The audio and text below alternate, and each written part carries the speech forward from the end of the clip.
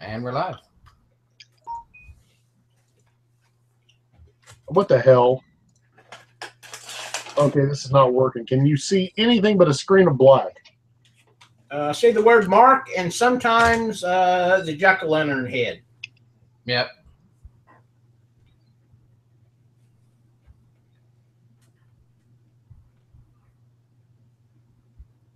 F5.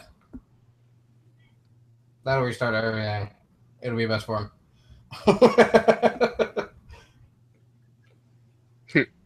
Ding dong, the Jim's dead. The Jim, the wicked Jim. We win. We fixed the whole problem. We did.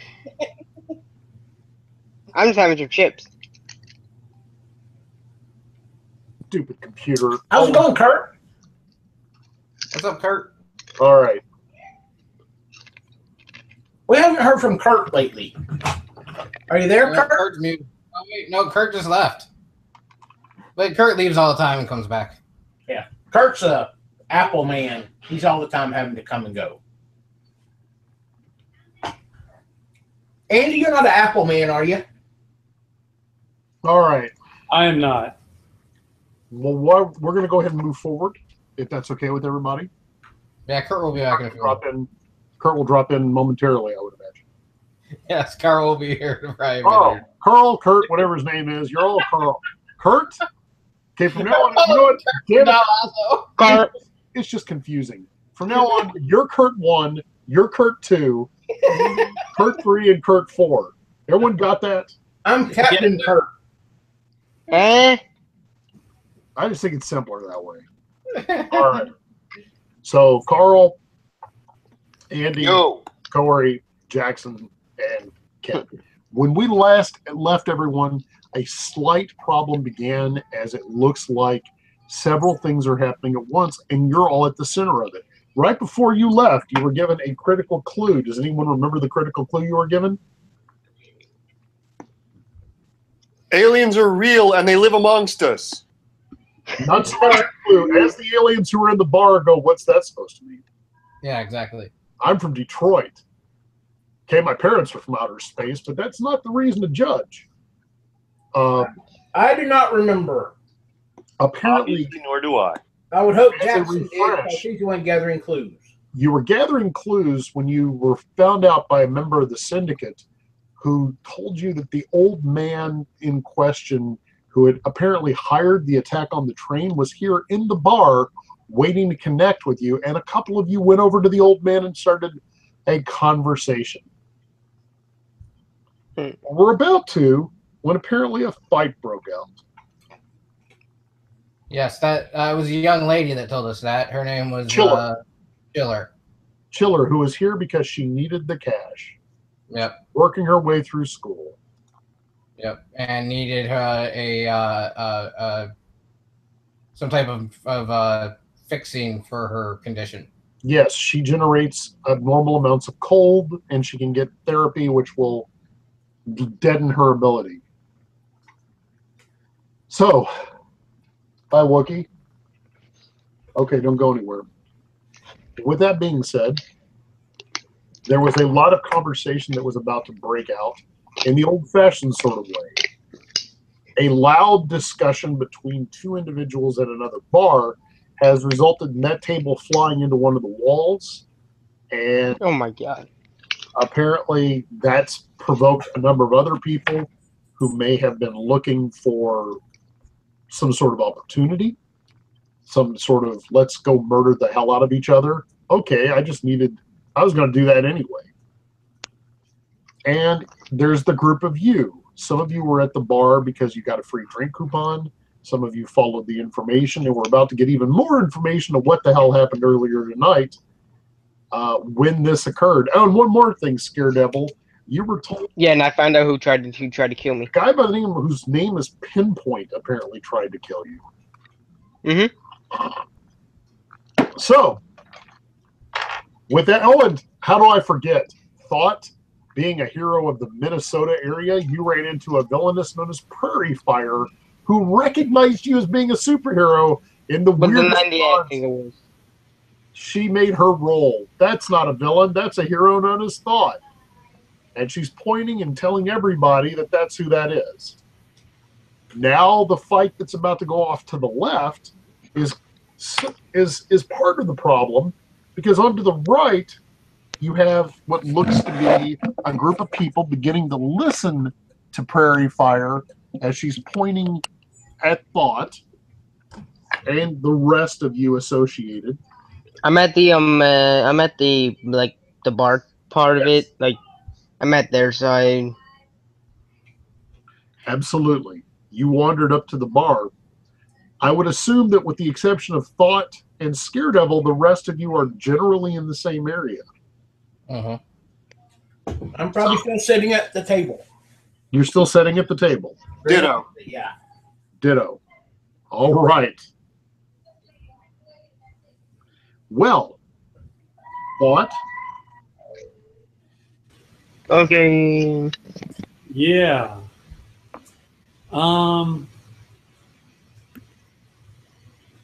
What do I know about Prairie Fire? Prairie Fire is a villainess from the Midwest. She's your traditional fire generator. She's not quite the Human Torch. Her name is Janine Taylor. She was basically from Kansas. She got her powers through some sort of, this is the common knowledge you would have had because you probably have fought her more than once. Janine is not an original thinker when it comes to she usually just shoots fire at people. It's pretty effective. But she does have the ability to use her power, so she understands how it works. Besides that, I wouldn't say she's the smartest supervillain you've ever fought, and your limited pool of supervillains, you have to know the fact that she sometimes not makes a lot of good decisions. You know, the idea is you've tricked her into putting herself out. She's just really, once she's locked onto something, it's very hard for her to let go. And she is absolutely convinced that you are the hero known as Thought. Okay.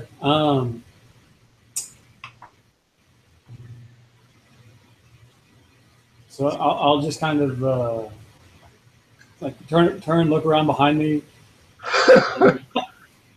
Behold, Me? You seem to be mistaken. At that point, she looks at you and narrows her eyes. She has blonde hair and a brown costume with kind of yellow. It's not a pretty costume, but it definitely is unique. She stops and gives you the look like, the hell? No, you're Thought. I'd recognize that blue suit anywhere. No, you're a hero, and you obviously are causing problems. Hey, we have a hero here. We have a hero here. A man comes over. Nice tuxedo. Is there a problem here? Yes. Well, I'm being besmirched.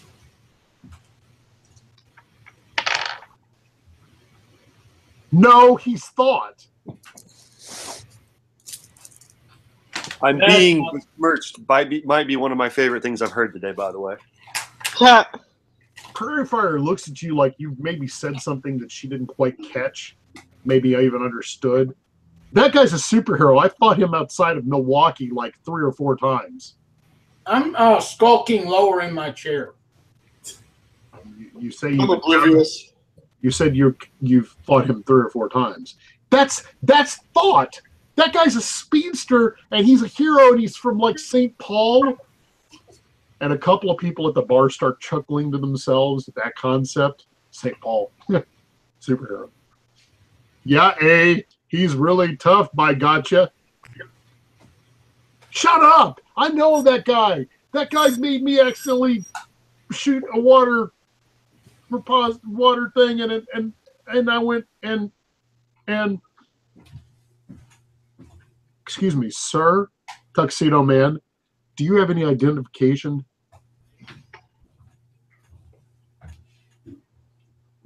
We can clear this up very easily. If the sir would provide some form of identification or agree to a quick check, we can resolve this issue without any issues. I'll pat myself down real quick. Oh God, this is embarrassing. I seem to have left my identification in my other suit. I see.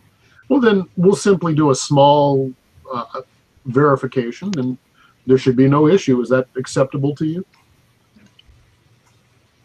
Would I know what he's talking about, or would it be? You've never been in this place before, let alone a supervillain bar. If they're going to verify, they might either do a background check or other methods. So there's not like a common like everyone identifies superheroes this way kind of thing.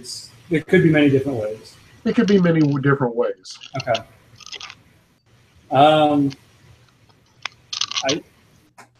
Sure. I mean, what have I got to lose? He looks you over very casually. Well, if the sir would rejoin his companions, we'll run the check, and we'll resolve this issue very quickly. All right. I'll walk back over to the table. What's going on with the fight over on the left? Well, it's funny you should talk about it. There's this big, hulking, gray, stone-like fellow with spikes all over him punching this guy who looks like he's... I think the best way to describe him is it would almost be like a mannequin that looks that it would have the build of maybe Hulk Hogan. And they're just punching on each other, and no one's interrupting yet. That's going to be fun to watch. I put 20 on Margoyle. 20 on Margoyle, anybody? Anybody? Nah, man. That's those are my kind of guys over there. Wait. So you're saying Margoyle will win? You're putting your money on Margoyle? Absolutely. I'll take that. Well, at the bar, Scaredevil, you've sauntered up to the bar. You remember hearing those people talking about the situation, and at least two of those guys are still at the bar. yeah. One of them actually stops what he's doing. He's a man probably in his 50s with gray hair, and he stops and kind of smiles and is like, something I can do for you, son? So is this the bartender or something? The guy who brought up the name that you overheard. Good old Pinpoint. Oh, Pinpoint? Well, he's the one that brought up the name Pinpoint. I'm just here to see if I can get like a case of beer or something. Are you old enough to drink? Yes, I am. I bet you get that a lot. Yeah, I do. As usual. Are you with that group that just came in? Yes. The older man looks at you, gives you an up and down look. Well, you look like you had purpose coming over here. I'm just kind of curious. Are you still have that purpose? I kind of do, but I just don't want to talk about it. Because it's not in the mood. That's a mystery. I love mysteries. Turns fully around to look at you. So, what do you call yourself? I am Scaredevil. Scaredevil. Scaredevil. Where do I know that name from? It'll hit me. It always comes back. It always does. Joe, get this young man a beer on my tab.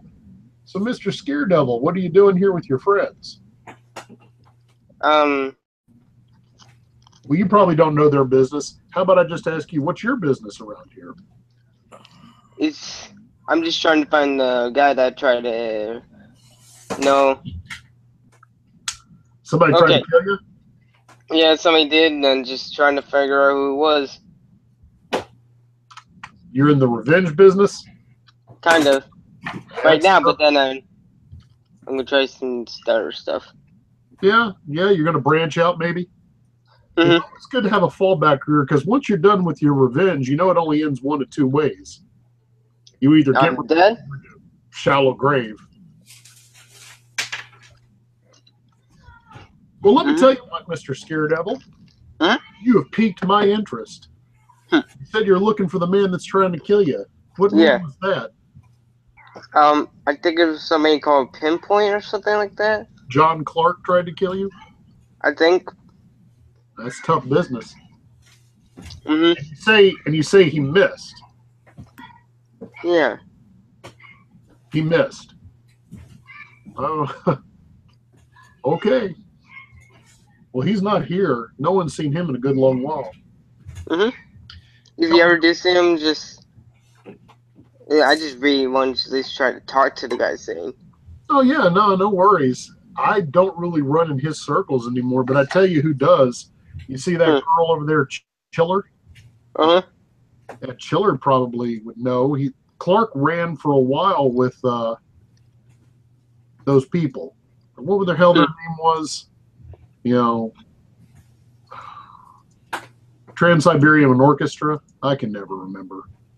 Yeah, it's with super villain stuff. It's just really hard to do. You know, it's not a long-term Job. long-term. No, it's not long-term. So you're looking for this guy. Well, I'll tell you what. You look like a kind of a guy on a mission, and I respect that. I'll tell you what I'll do. You give me about 5 minutes, and I'll see if I can't find old John for you. How's that? Oh, that would be wonderful. Yeah, not a problem. And thanks for the beer too. Hey, you know what? We've all been there. Someone shot us, left us for dead. We need to get revenge. You'd be surprised how often that is. The man in the tuxedo moves back to the group at the bar. So that would be GZ, Beacon, Thought, and Syndicate. And Syndicate, is Silas running the show? I can't remember. Or was it? No, I think it's Ruckus. Ruckus, that's correct. Ruckus, as a telepath, I'd like you to make a personal dice roll, please.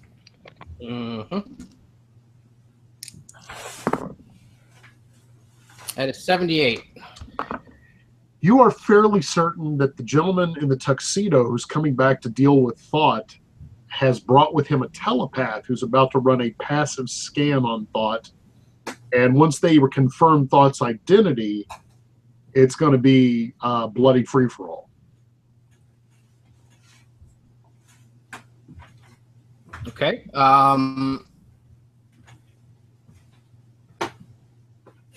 Does it appear as if my abilities are working inside the bar because they didn't work outside of the bar? In the main bar, you think the thing that's keeping people from using their abilities is probably a level of self-control or abject fear. You think your powers are working inside the bar. Okay. Hey, Speedy.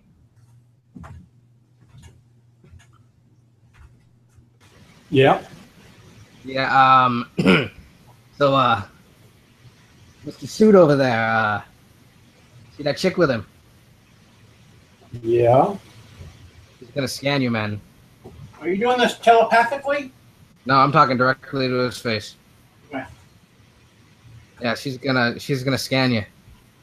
I might be able to, help you out with that, but you need to let me in. And not fight me like you did last time. What do you mean scan? Like she's gonna look into your mind and she's gonna know every single thing about you. That's that's what us fucking telepaths do. We're information gatherers, you know that.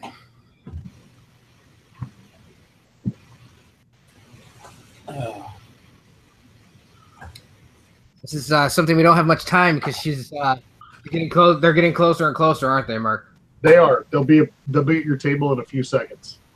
All right. Yeah, I'll give. Is it possible for me to slide any further down in my chair and not fall out of it? No, any lower you'll be on the floor, but they seem to be, as long as no one draws attention to you, yeah, you seem to be okay. If somebody was to draw attention to you, that could be a real problem. Right. Just making sure. Yeah, I'm gonna jump in and don't fight me like you did outside. Okay. Okay. That'll be another personal dice roll from you, Ruckus. That's a 100, my friend. You rolled an odd. I rolled a 000. That is a 100. Dude, that is a critical success. The guy comes over, sir. We're going to do a quick background check on you. With your permission. They do a quick chat. The woman that's with him is probably, the best way to describe her is she's maybe in her late 50s, early 60s. She's almost like Florence Henderson. Sexy. Yeah. With like, you know, the hey, I was everybody's favorite mom in the Brady Bunch sort of look. Right. He quickly does a passive scan on thought. Ruckus, how do you want the thoughts, how do you want it to come up? Okay. So what she immediately sees is a speedster in a blue costume, you know, much as they are right now. Right. But what you see is that you see this person running out of a bank Sure. with a couple of bags in their hands. As they're running away, there's a couple of pedestrians, you know, just saying, "Oh wait, that's Flashpoint. That's Flashpoint, the supervillain." Very good. She looks up. She looks at the gentleman in the tuxedo. This isn't a man named Thought. This is a villain known as Flashpoint. He's a small timer out the Midwest. He's robbing banks. She just says that, and the way she says that just sort of like says a great deal. The man looks directly at Thought. Sir, we are so sorry for this case of mistaken identity. Please accept a round of drinks and appetizers on the house. We certainly hope that this won't reflect badly upon your dealing with McCready in the future. They go immediately to Prairie Fire, and they pull her to the side to have a conversation. Now Prairie Fire's doubting that she actually recognizes Thought. Now she's beginning to doubt it. It's like, well, maybe I could be wrong, but he looks just like him.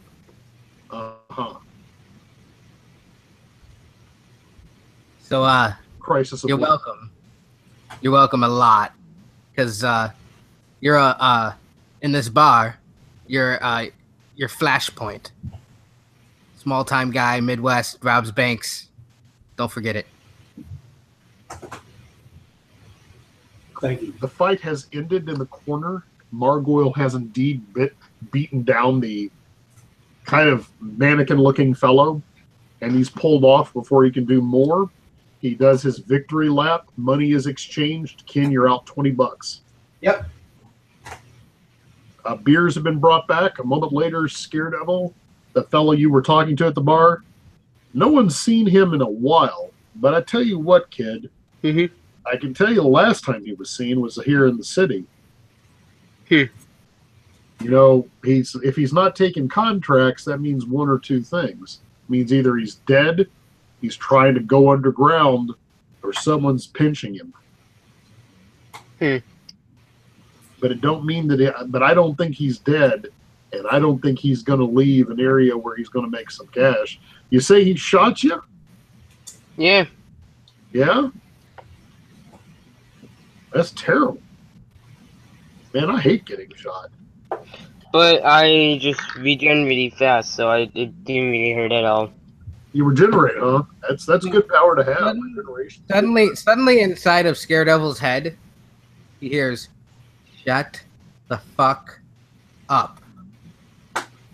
You regenerate, huh? That's pretty tough stuff.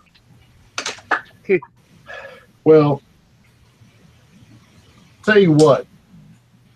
You have a number I can reach you at? Give him a fake number. Again in your head. I know, I'm just trying to think of a fake number I can think of.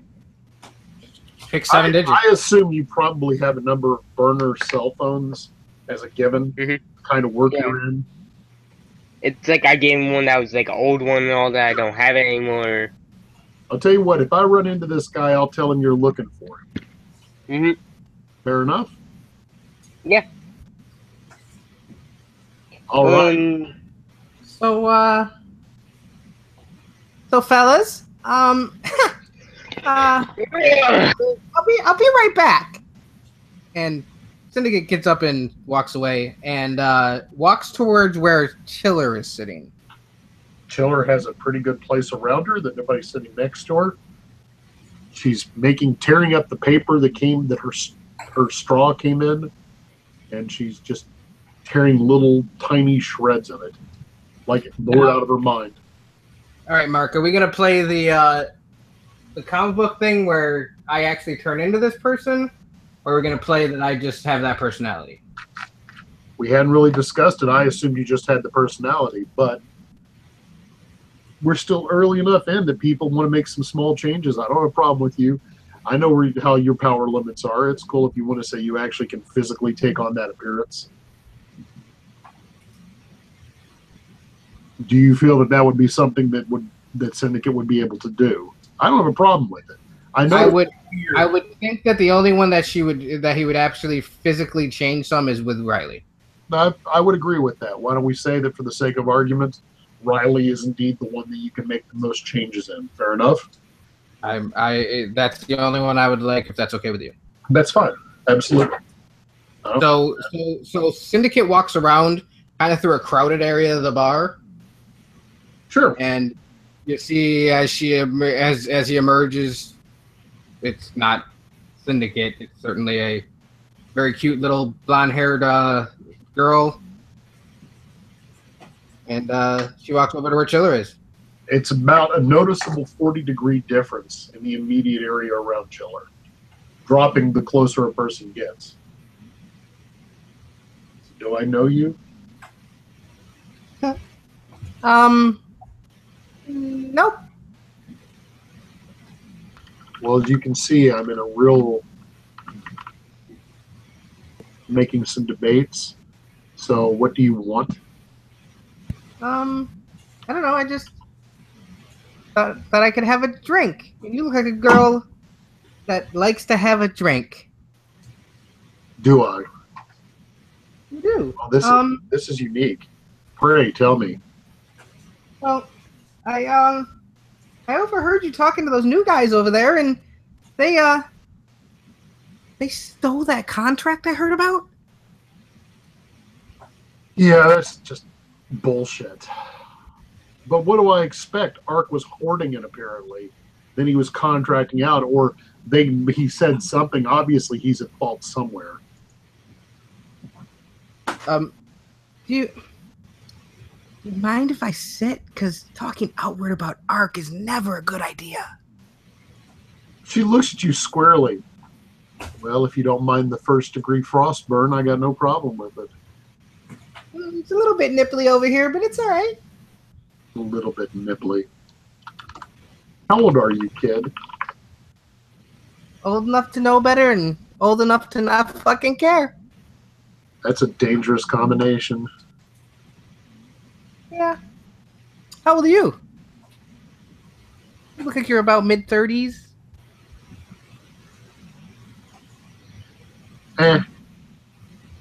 You know, I used to be a lot younger. We'll just put it that way. And I am. So nice to still be young. But anyways, so Ark tried to give the job to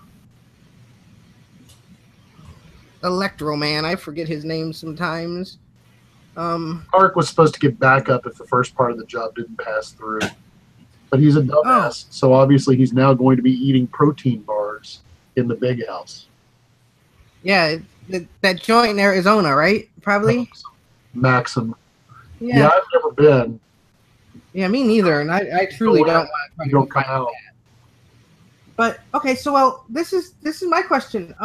What if a couple of girls wanted to take that contract back? She looks at you very seriously. You look like the kind of person who's needing the cash. As do you, sweetie. And she bats her eyes at her a couple times. There you go. Okay. I don't need it that bad. Are you sure? Because you're talking about treatments. I have really good hearing. Look, the treatments are one thing, but you seem to be a little lost if you think this is going to give you any big cash. I don't know what they were in. And she leans a little forward, and she says, "You don't want to mess around with the syndicate. You don't want to get involved. They're gonna do terrible things to a lot of people. Stay out. You don't want this. You don't want to do this. This is wrong. You seem like a good kid. Try to be a good kid a little bit longer. Get out of this place before it's too late." I can understand. Well, I'll tell you what. If you have second thoughts and you wanna get that contract back again, I would certainly be interested. Look, that contract was bad news. None of it made sense. Ark was supposed to hit this train and kill this old dude, but he wasn't really supposed to kill the old dude. He was supposed to find the old dude and get something from him. And I don't even know if that was what really was over about, because Ark didn't tell anybody. Besides, this wasn't your normal contract. This wasn't just a contract for hire. She actually makes the effort to look around. The senior partners were involved with the syndicate. That's not good. When they get involved, that means it's going to be blood, a lot of blood. Besides, if Ark failed, there was going to be a pickup, and the guy they got their backup for that guy's bad news. I mean, who? He's a guy called the Gallo Glass Beacon. The way I understand it, when you say beacon, what? The Gallo Glass Beacon. Yeah. When you say beacon, her eyes do narrow a bit. And she becomes a bit redder, per se. Like, and it maybe comes up a couple degrees in that area. Gallo Glass Beacon's bad news. He's bad news. Like, the kind of bad news a person should never really want to have to deal with. Well, I know it's certainly obvious that what you do, and it's certainly cold. But it's that might be the other side of that coin. So again, maybe if you ever need some fire to your ice, girl, let me know. And she slides a little piece of paper on the table towards her. Yep. And it has her real phone. It has Syndicate's real phone number on it. And it says Riley with there's a heart over where the eye, the dot of the eye should be, and it's all cutesy. Chiller actually looks at that like maybe that's the first time somebody's been kind to her in a long time, because she actually looks at it.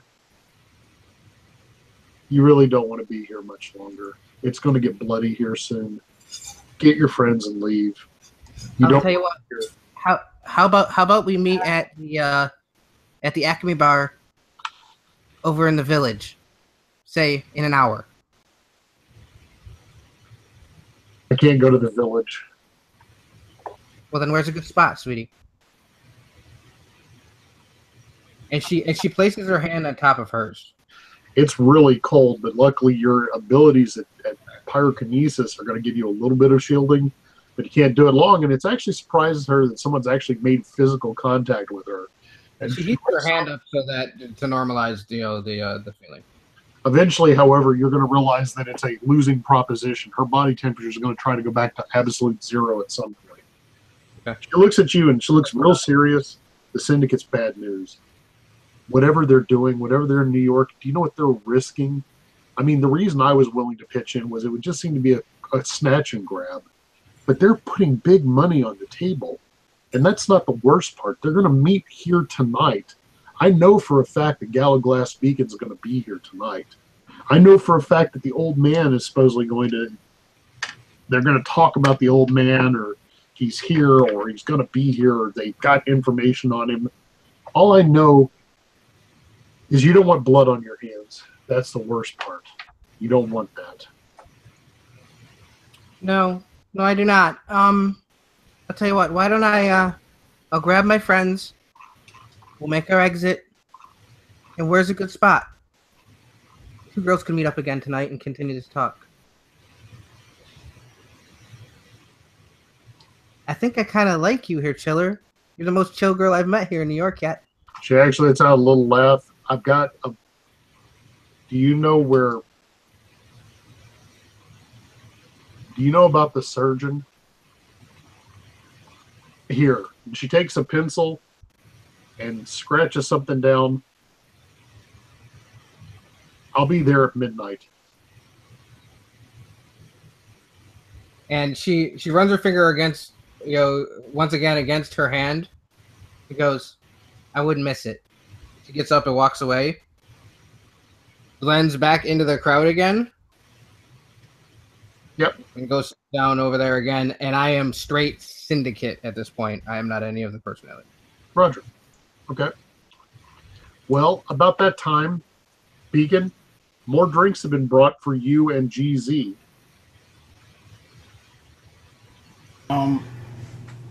What number round would this be? For you, it's about 4, maybe 5. For GZ, it's about 15. I take a look at my neighbor there, see how he's doing. He seems to be basically completely unfazed by the amount of alcohol he's had. Hey, Kurt, I think he's talking to you, buddy. What's that? I said, hey, Kurt, I think he's talking to you. Because he's still muted. Yes, they brought you even more drinks. For Beacon, it's about the 5th round. For GZ, it's about the 15th round.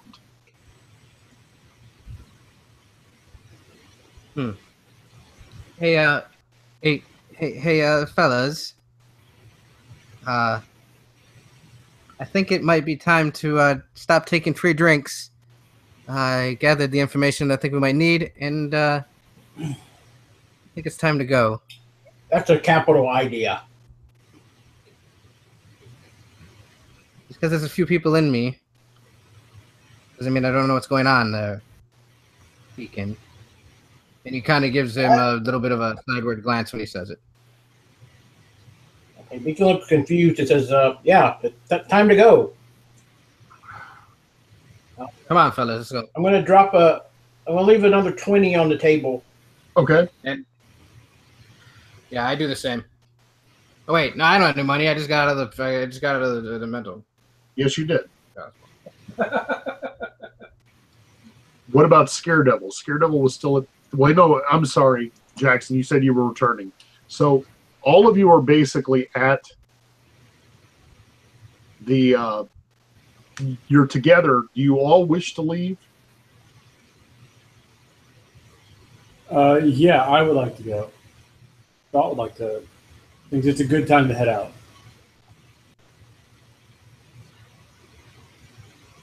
GZ? I think GZ had to go away for business for just a second. Fairly good. Well, we may assume that he's gone with you, and he can tell us differently if he returns. When he returns, Right. You are able to... Come with us, Devil? Actually, I'm going to nudge Thought before we get out and say, hey, since they think you're whatever, do we have a way to get back in if we need to?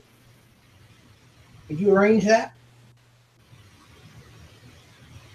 I don't know that I really want to press my luck with that. Oh, you passed your test. You should be fine. It's not a bad idea. They do think that you are one of them. I Ask the doorman. He's got to know the particulars. Okay, all right. And I'll scurry out before he does get to do whatever he's doing. Well, Hey, Devil, you come with us? Yeah. Also, Mark, I'm like carrying. I asked for the bartender if I get some beer to take with me, Sure. and like I said, You got I'll a be 12 like- pack? I got at least maybe 2 or 1 12-pack maybe. Okay. Be like, I'm coming, guys. Just give me a second. Well, it's not a problem at all. And he says, and Scaredos says, please just do that for me. He's talking to the guy in his tuxedo. Yeah, Something. the guy at the bar. Yeah, I'll get a hold of you. I get a hold of him. Mhm. I'll get a hold of you. Yep. I have to ask And for then- 1 second, please. I'll be right back. Okay, no problem. Actually, I'm gonna do the same. I'll be right back, guys. So right here. Take 3.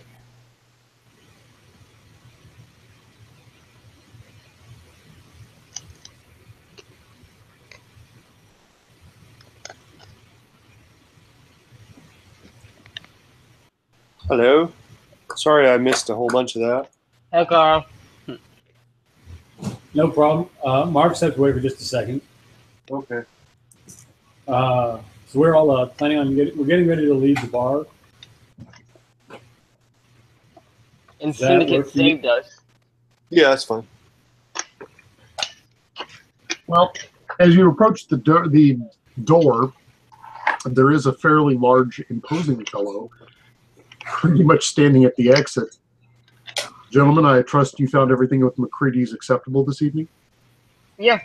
Excellent. And will you require a contact card for the next time you wish to visit? Yes, please. I'll say that quickly before anyone else. Absolutely. And he whips out a card that was similar to the one that you found on the ground when you fought Ark. This one, however, has a very different location in the city, and it has hours of operation, with tomorrow's word being marmalade.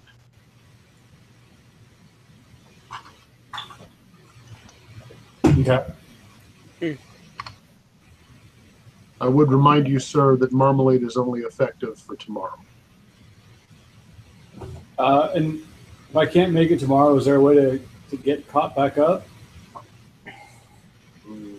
I'm afraid, sir, we'll contact you at that point. Oh, okay. I'll kind of speed shuffle out the door. Is this gentleman wearing a suit? He is wearing a suit that is far too small for him. What color is it? Black. As Zorp walks out, he's going to nod and say, "Right, black marmalade, got it." Kind of give him a little gun, finger trigger as he walks by. Yes, sir. And should I tell the lady that's been asking about you that you've been here, sir? Are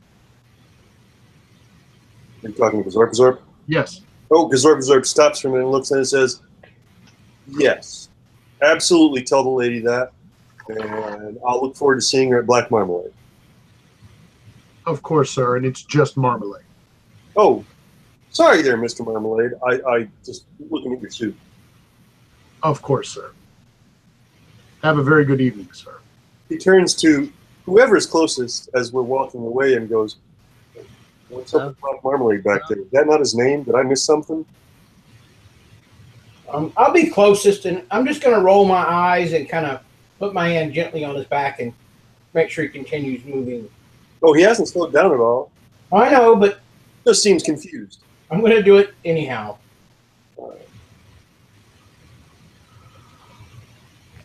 Hello? Okay. Well, So now, Friends or my new friends or fellas and lady? Are you still a lady, Corey? nope. Well, when you say this to him, no. A syndicate. Fellas? Where are we off to? What's going on? I'm kind of new to all this. We should probably Want go to go back. back to my place? Yeah. But I gotta do it about midnight. What's What that? time is it? I have a thing to do. We can talk about it when we get back. What time is it? 11 o'clock. By the time you leave the bar from everything that's happened, about 11 o'clock. Oh man, I got to be at work in the morning. Oh. Let's Let's hurry. Do you guys have anything you needed to do tonight? It's like, tomorrow's gonna suck. Again, I have a thing. Really confused by that statement. She has a thing. It doesn't have anything to do with you guys directly. Do you live far? Not as far. Not far. Like, Probably a 15-minute. If we were to grab a cab, it's not even probably a 10-minute drive, right? well, not for thought. For thought, everything's kind of like a 10-minute drive. I was gonna say you just run through it. All right. Well, as we're walking out, I'm gonna have Syndicate be in the group of the 5 of us, and just very quickly, he switches to Riley. Gives Stiller just a little bit of a wave. Sure. And then kind of walks back in the front of it, and then becomes Syndicate again as we walk out. As you exit, as I said, you're back on the street that you left. However, the thing that's most interesting are all of the federal agents that are just outside the doorway when you emerge. Oh. Well, this means nothing to my character, so he just assumes we're just out for a stroll. Absolutely. A gentleman moves over wearing the traditional police smart jacket over the plain clothes, and he motions for you to follow him. Motions for who to follow whom? The group of you, because you emerged on the street from McCready's back to where you left, and apparently there's an entire group of federal authorities outside of the bar about to go inside. So I motion you to come to the left of them. Thought will follow. Yeah, I go that way, obviously. I'll defer to them. Yeah, certainly Syndicate will follow, but be near the back of the thing. And as he's following, he grabs Scaredevil by the arm. And he very quickly hears a voice again. Don't say a word. Let Beacon talk. He'll be good at this. Okay, let's say, you want beer? The authority in question is like, what are you people? Who are you people? And I'll throw back my extensive disguise and say, "Hi, I'm Beacon. Perhaps you've heard of me." Run him. And they immediately begin looking at this handheld device in a shimmery blue three-dimensional holographic person. Beacon, local hero, activity, 2 years, 18 months. Gives a breakdown of how many, like 26 months, 12 days. Thought, hero, based out of the greater St. Paul. That even looks like it confuses her. I didn't know there were heroes in Minnesota. But Just a whole bunch of Lutherans. Unknown entity, Scaredevil, mercenary, local, currently wanted for questioning in relation to certain activities. It's an excellent opportunity to get that questioning out of the way. Don't you agree, Daredevil? Did you just emerge from McCready's? Sorry? Did you just emerge from McCready's? Yes. We were doing some investigation. Really? Yes. How many metavillains were in McCready's currently? My count, there were 32. 32. There were 4 alphas, 8 deltas, 6 gammas, and the rest were, gammas and worse. Under his breath, Gazorp mutters, "I saw about 3 Alfa Romeos, but they would have been driving because those damn things are always broken." Is he still drunk? Just saying out loud. He hasn't gotten drunk yet. I haven't had a drink. Yeah. I must make clear. 15 drinks. I just never stopped giving him drinks. I must make clear that that count does not include Daredevil on either side. So. And we're about to push through the main entrance into McCready's. We're just waiting for the UN go-ahead, and they're going to probably position their group ahead of us. The reason we're asking is it is kind of odd to see a group of aligned, and he uses the word loosely, heroes emerging from McCready's. Are you prepared to take down Margoyle? We're not, no, but the UN supergroup is deploying now.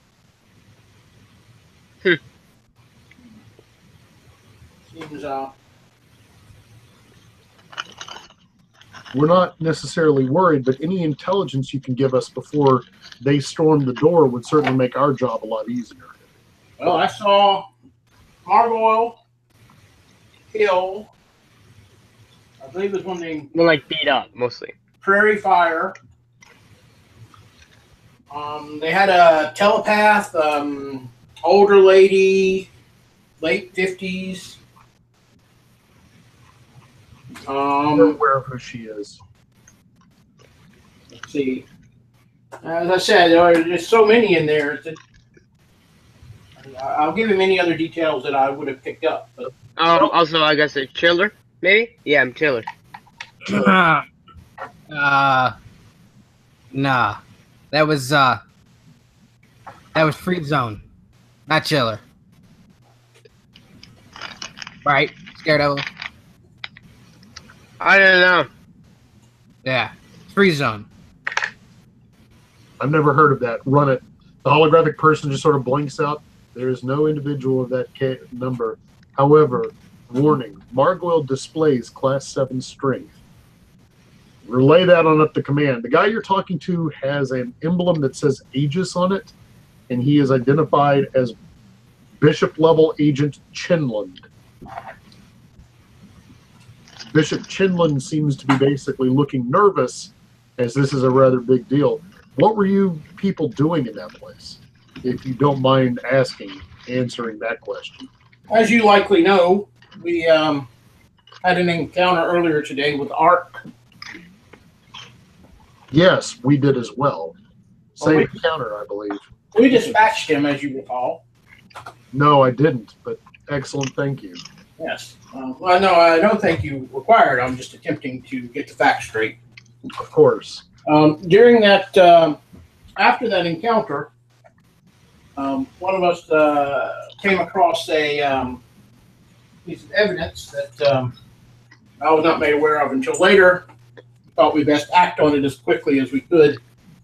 That led us here, where we attempted to discover the purpose of today's activities, which involved the old man, if that means anything to you. I'm afraid it doesn't. Apparently, last who was there. I did not intentionally withhold this, but apparently a number of the out of character syndicate, is that right, Mark? Sinister Syndicate. Sinister Syndicate may well be coming here tonight, including possibly this old man.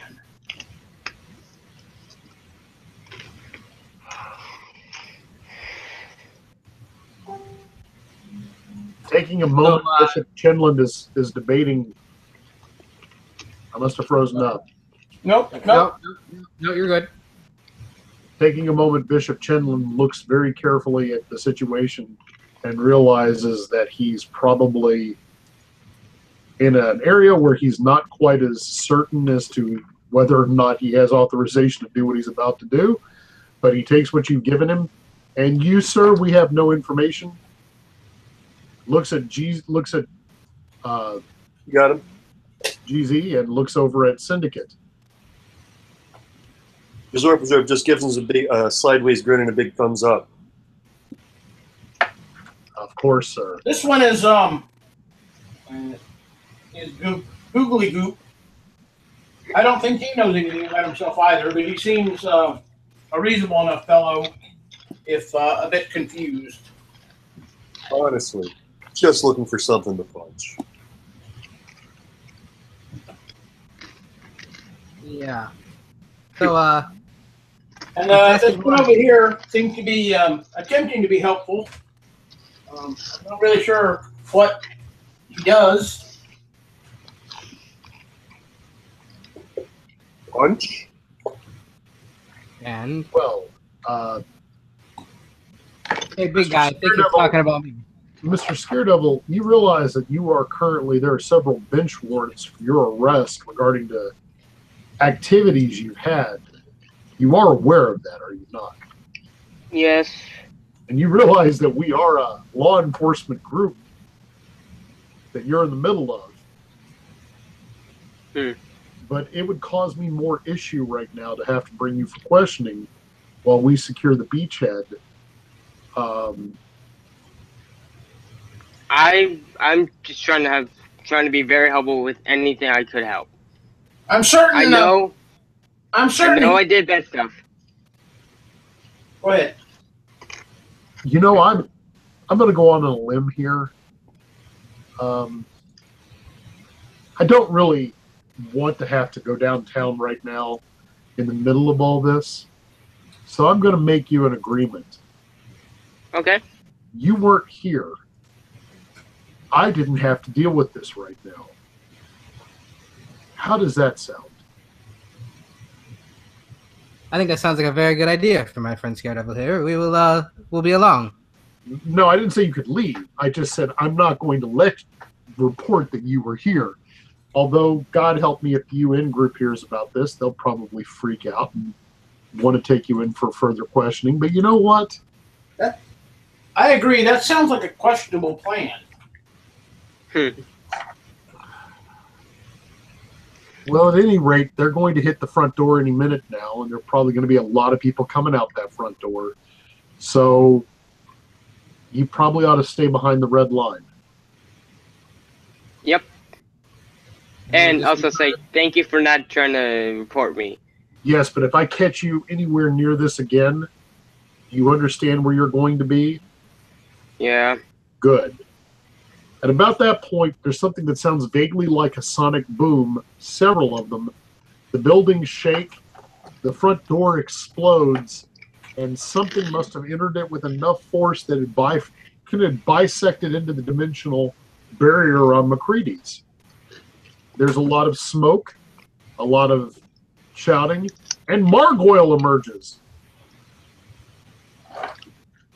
Margoyle looks enraged. Black stone spikes all over his body, long spiky tail. He is 7'5" of mean and nasty, and he's going to fight his way out. In the interim, he's going to go through a lot of people to get out of here. People that were evacuated don't have to worry, but a lot of normal law enforcement officers are going to probably really not regret having here. But if you were looking for a fight, Margoyle seems ready to oblige anybody that wants to have that fight. Upon seeing the danger to the ordinary folks, I'm doing a fly-through. All right. Upon seeing the potential to punch something, I'm just leaping at it. Very good. So why don't we do this? Fist forward. I say, I asked the officer person. Yeah. Is it okay if I can help them out with this? Yeah, that's cool. Do what you got to do, man. Do what you got to do. He's taking cover and pulling out. It looks like a plasma blaster. Tell the UN we need support here. That's Margoyle. God knows how many more are coming out. Wait. Yeah. As I leap past, if he's pulling that gun out, can I try and snatch it so I have a gun? Because I don't have a gun. Carl, probably not that gun, but there are a lot of weapons that have been discarded by people that have already been hit. All right. Some of them look like that. That looks like it's some sort of weird-looking shotgun. That looks like a pistol. Looking for a big old revolver. That is one of the biggest Samaritan-looking pistols you've ever seen. Nice. I don't even know what that means, but that's what I grabbed. A Samaritan is the type of handgun that was made for the movie Hellboy. Ah! There you go. We're not saying that you're based on Hellboy. Right. A big harking guy who basically has a gun. Mike Mignola is not going to sue you at this point. No, he's not. No, just take what you got to. That's absolutely fine. So how we're going to do this is if you want to engage in the fight that's about to happen here, and that's completely acceptable because all hell's broken loose, we're going to do what's considered to be simple initiative for tonight to kind of get your feet wet in combat. How that works is simply roll a D10, 1d10, and just give me your numbers when we go around the table. You got it. And that way we'll just do it simply. So, Ken? Oh, I have to be first, do I? I see how it is. Yes, you do. Because exactly. Yeah, because you're the biggest hero there is. Thank you very much, young man. Brownie points for Jackson. I roll an 8. Okay. So we'll go with Scare Double. Mm-hmm. Roll 1d10. I got 2. Perfect. At least it's not a 1. Yeah. But at least he's trying to Zorp, his guns on that. 3. Oh, goddamn, Carl. Gosh darn it. Cindy, You beat me. do you wish to get involved in this fight? Was that me? Well, you can choose not to fight. You can choose to leave if you wanted. No one's saying you have to stay. But if you So want, is there a group of pedestrians around as well? what they've done is apparently they've set this assault pretty well. There's a police line about 3 blocks away where you can see pedestrians trying to watch and observe. I was saying, because we are in New York City. I mean, the pedestrians are going to watch. Absolutely. But the police have gotten to the point where it's like safe distance. All right. Within the mass of the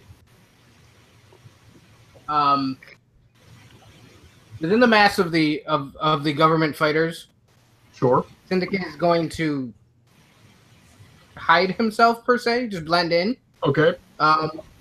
And when he sees Killer come out, he will change directly into Riley. Okay.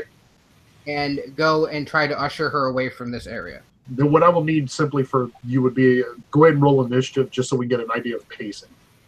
Fair enough? Yeah, it's a 7. Okay. And then finally, because he's a speedster, Thought. 4. You will get a small bonus because you are a speedster. Okay. Because you're fast. Yes. All right. So ironically enough, me yelling at Ken to go first, Ken goes first. Beacon, what you're watching emerging from McCready's is that they have there's probably close to about 20 to 25 armed federal agents in various stages of body armor, some wearing full, weird-looking futuristic tactical armor, others in partial armor. They set up a pretty good perimeter. And around those people, you have other NYPD. Hi, Wookie. What is it? What happened, Wookie? Timmy fell down the well? How bad was it? Compound fracture? What do you want to do? That's Hopefully this is not me. Helicopter? I don't know where to get a helicopter. I can't fly a helicopter. Can you? That plane? This is funny as heck. Wookie is the 6th member of our party, Jackson. Don't you know? Wookie lived outside so Wookie I inherited 2 years ago. He was the owners who had him declawed him and then sent him outside, and that's usually a death sentence. And they don't stay long outside, and he lived out there for 2.5 years. And so he came in, and he'll get into a fight, and he's a tiny cat, and you can hear him smack other cats. Like, you can hear it, like, it sounds like kung fu, and he's loud. So I didn't name him. That was the name on the chip that we got. So, Wookie, go over there. Let me go. 25 federal authorities from Aegis. A good smattering of regular authorities. You see Margoyle has emerged. The wax-looking mannequin fella who he was fighting has also emerged. And there has not been any other sightings of any other individuals as of yet. But as Margoyle emerged and roars and was doing terrible things, Beacon flies out of nowhere. Beacon, please make a percentile dice roll to attack. And you're doing a fly-through punch, is that correct? That's my guess, yeah. Whatever. I figure I got to deal with it. Oh, I got dice flying all over the place. Good job. Hopefully one of these dice, hopefully 2 of these dice actually landed on the table that you can use as a result. Oh, I don't Also, know we rolled 2 dice. I don't know that I agree with that based on what the results were. I didn't agree with that. Let's go with a 15. A 15. Well, maybe it's because the excitement and the suddenness and all of that. Maybe you didn't just get a good enough build-up, but you don't even get a good glancing blow. Margoyle's pretty fast for his size. That's probably I didn't anticipate. He might have. He might also experience. Exactly. That's probably what it is. Also, you've had a few drinks. Just don't get pulled over. You'll be fine. I'm Beacon. I can be a hero anytime I want to. He has to go to a superhero course because of this. Actually, I didn't want to tell you this, Beacon. This isn't an adventure party. It's an intervention. We've noticed you've been flying around kind of doing the Hancock thing, and they've just been really concerned. Beacon, you miss Margoyle, but Margoyle pays attention, and it's like as soon as Margoyle gets to go, he'll punch you back, I guess, maybe. But before that happens is thought. Thought. Yes. At this point, I just want to be hidden. That's the wrong campaign, Andy. I think that kitty just called you a cat. So since I just kind of got called out, I don't want, or since I got some sort of credit as a villain, as Flashpoint in there, I don't want to waste that. Sure. But if I can hide off to the side, kind of, you can build up. What you could do is if you wanted to run in and come at another angle, you can effectively hold your action. Really, the only thing I'm interested in is if Prairie Fire looks like she's about to get away. Very good. I want to capture her. Otherwise, I'm just going to let the feds take care of it and try and stay out of sight. Very good. So we're up to Syndicate. I'm going to let you go first, but you don't see Chiller yet. Chiller has yet to emerge. All right. So he's going to kind of get himself in between the calamity of the federal agents fighting. Sure. And then she will emerge out of over next to it. If she emerges right next to Thought and says, "So it looks as if you're maybe waiting for somebody as well. Is that right?" As you emerge next to Thought and they're talking, Beacon, you were flying away, but do you know what the best part about The Incredibles is? What's that? The lesson it should give you. No capes. Margoyle snags your cape while you're flying away and yanks you back to him.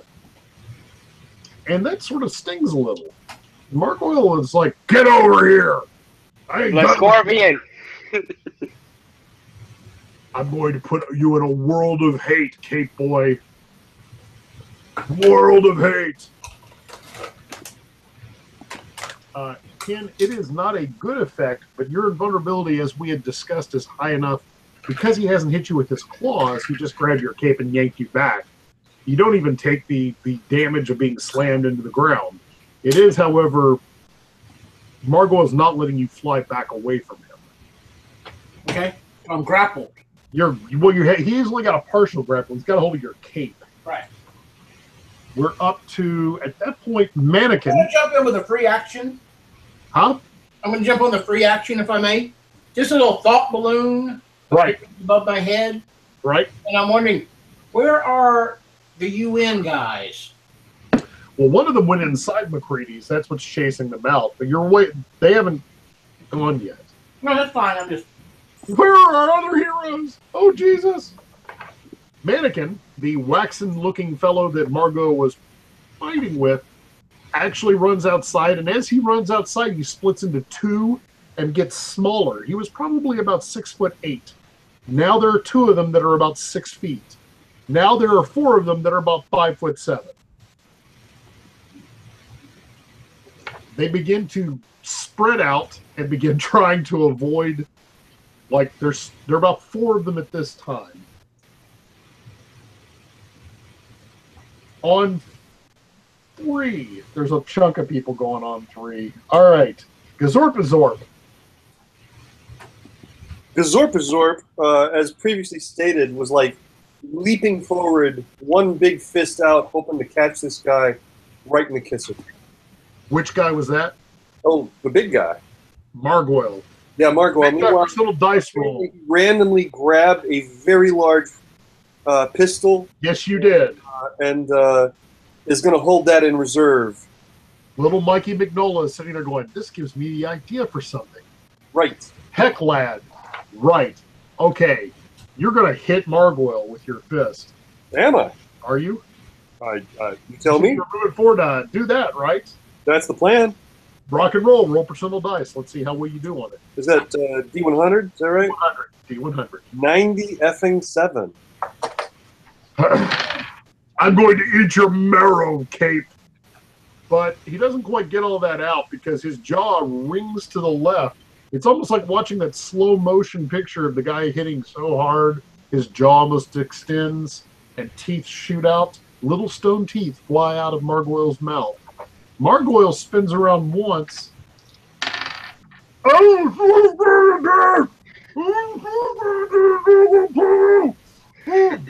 Blackish, Icarish things pouring out of his mouth. He's let Beacon go, and now his full attention will be on Gazorpazorp for knocking out a whole series of his team. Can I play that a little further? Depends. What do you want to do? Well, as the punch connects, I'm going to try and use some kind of rebound to like backflip away from him. And I'm not trying to get like far away from him at all. I just want to land on my feet with that pistol ready in my other hand. You know, with the red result that you receive, which is a near critical, we just assume that is it's effectively what some systems call with style. You're easily able to flip out, and you've got the gun out, and you know what? There's an entire thing of pictures just being taken right now. Whoever that guy was, he did it with style. On 3 as well, Prairie Fire emerges, coughing and choking, and her hands are lit up, and she's like, all right, you want some? And at that point, Thought, what would you like to do? I would like to... I mean, is there any sort of Prairie Fire containment unit? Not necessarily, but you know that her main vulnerability is invariably fire suppression. Okay. There are lots of emergency vehicles nearby. All right. You probably have a fire engine. I will run to the nearest emergency vehicle. Right. Grab a fire extinguisher. They have something called cryokinesis unit. Okay. Is that what they use to extinguish fires in this universe? They've evolved a little bit. It's like a grenade. You just set it on the ground and pull the pin, and it should be pretty good. Would there be a lot of collateral damage? Oh no. They try to limit it. It pretty much lets a burst of like almost a freezing component. Right. So not like collateral damage in like an actual explosion, but like is it going? So like a fire extinguisher would have foam everywhere. Right. There looks to be 5 or 6 of these little hand devices. You put them down and pull a pin, and then. So would it look like the final scene in Ghostbusters? It could. It could. Yes, indeed. Nobody steps on a church in my town. So then as soon as I see Prairie Fire come out, I want to grab one of those. You can grab 2. You can grab 3 or 4 if you want. How much overkill? Well, I'd like to grab 1 and then get out of sight again. Oh, so drop it in there so quickly. You could grab a whole armful and get back out again. So you're a speedster. All you do is move fast. So I assume this is not a terribly long battle area. You have maybe 1,000 yards square. You can easily move back and forth. And to be fair, Prairie Fire being not the smartest tool is not the fastest tool. If she gets out and she could technically fly, but yeah, you can grab one of those things. You can go grab whatever you'd like. Where do you want to put it? Right. So I don't want to be stuck holding a bunch of them. So I'm just going to grab the one, put it right at her feet. Right. And then go back to where I was kind of like hiding off in the corner. So for Thought, give me a percentile dice roll. This is simply a combination of luck and ability. D100. It's an 83. Cheater. So, let me give it to you in the perspective of what everyone else sees. And we'll start with what happened. Thought, you move at your normal speed, which is superhuman, Prairie fire's coming out. You son of a bitch. She gets her hands up, and you see the fire beginning, and then her eyes move in almost slow motion at her feet. The little thing blinks blue for a second, and it just goes poof. Fire suppression, my only weakness. The good news is that obviously this has been done. This was treated for people like this before. It immediately encases her in kind of a type of frost permalayer. She's standing there like this. The flames have stopped, and she's not running anymore. She's sort of stuck in place.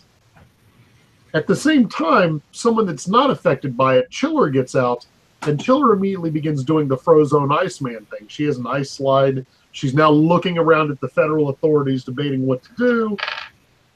Syndicate, you may act. All right. I am over near the corner of the building where, again, I was talking with Thought here for a moment. Sure. And she gives a little bit of a whistle. Okay. Chiller looks around both ways and then immediately starts ice sliding her way over to where you are, Riley. Yep. And Bless you. she's like, that was very good of you, Jackson. I think it's time to go. Yeah, no kidding. We gotta get out of here now before bad things happen. Wait, for the surgeon? Yeah, that may be my only option. All right, I'll follow. I can't. I don't think I can. Yeah, I don't think I can follow. Let's just casual, okay? There's no casual about it. They're gonna have detectors. Look, meet me at the surgeon. That I can do. She takes off. Finally, Scaredevil, you've been allowed to go free. You see a bunch of criminals have emerged from the building. Maybe a few more. And what was that? Okay. What would you like to do, Scaredevil? During I think everybody, like when they're doing their thing, he's checking like his guns and like all that. He's checking to see if he has enough bullets and all that. You're being casual about it, whistling a little song, yeah. And Yeah, now, but then like I'd be like, okay. He like shakes his arms out. He cracks his neck. He's like, okay, let's go do this. fair enough. You go forward. There are a bunch of criminals emerging from McCready's who they look at you. It's like, what the hell is that? Don't matter, run! Get out of here before the feds show up on this side. He's just one guy with two guns. What can he possibly do? And then he's like, he has, I guess in my guy, he loves like the big guns kind of. He likes big guns.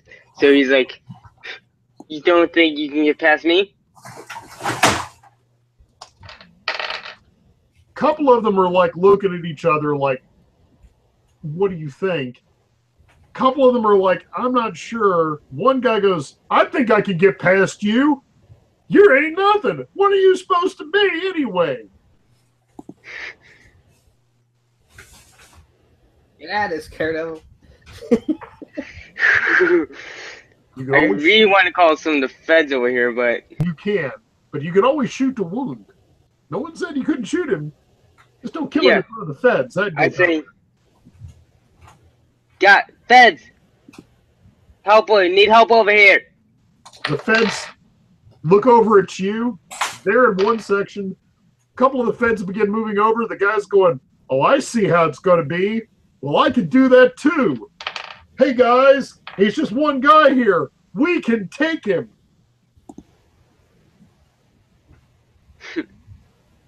And then I try to call Beacon over. Okay.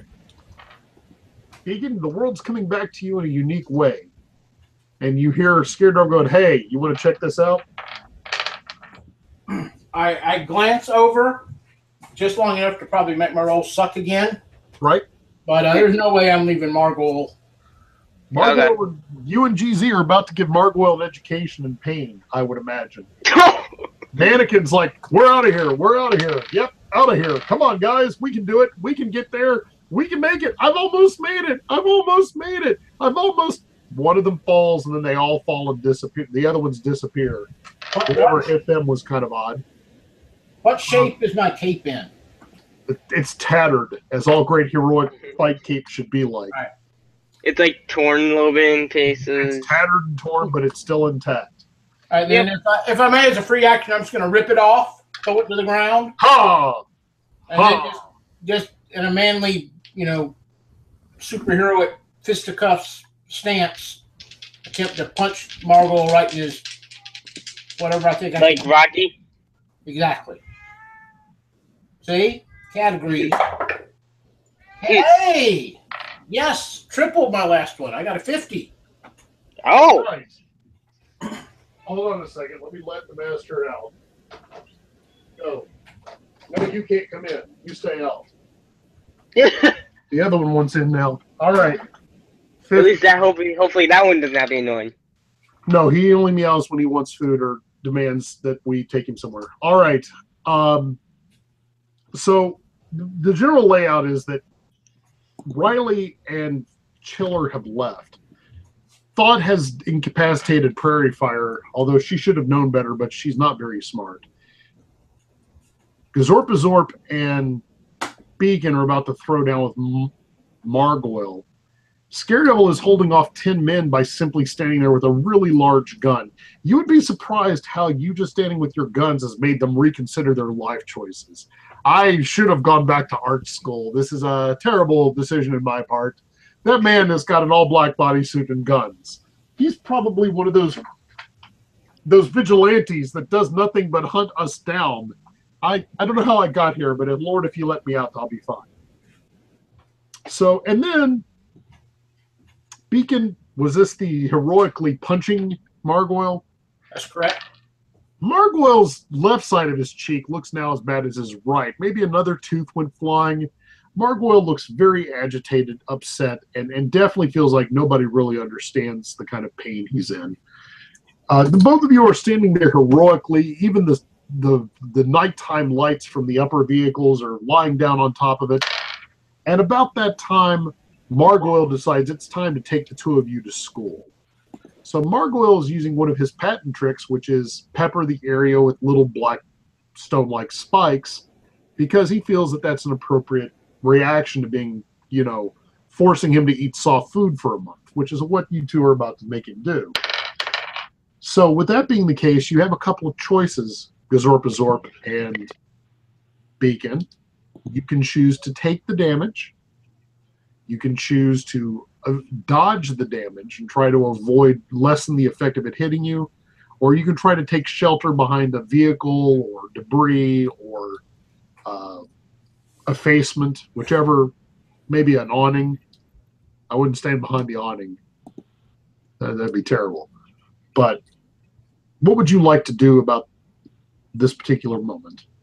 Gazorpazorp, as I said at the end of his turn, kind of has his pistol ready. He's going to take that damage, and with his punching arm, he's going to kind of wave as if to say, "Yeah, bring it, bitch."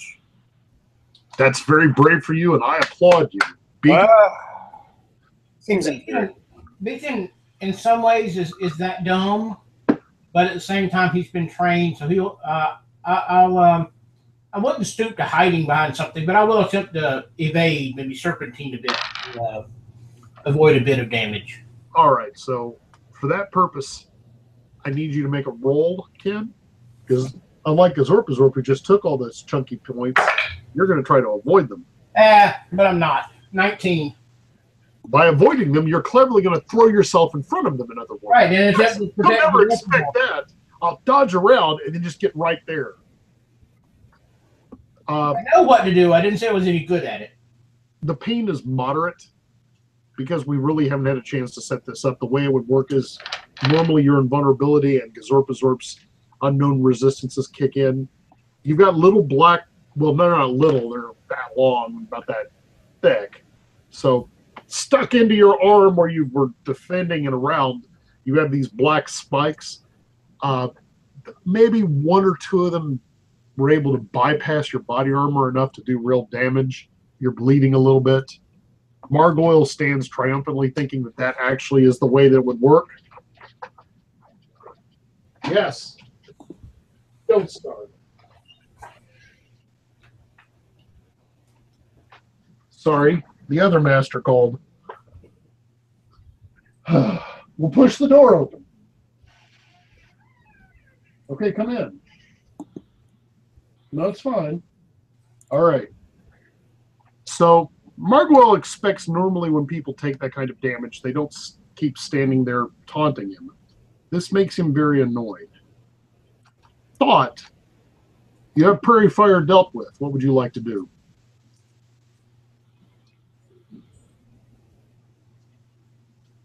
Andy? Andy? Sorry about that. I was about to say, by defeating your worst enemy, you've actually entered into a kind of a stasis. No. Catatonic state, yes. It feels like the good old days, you know? I just want to revel in. No.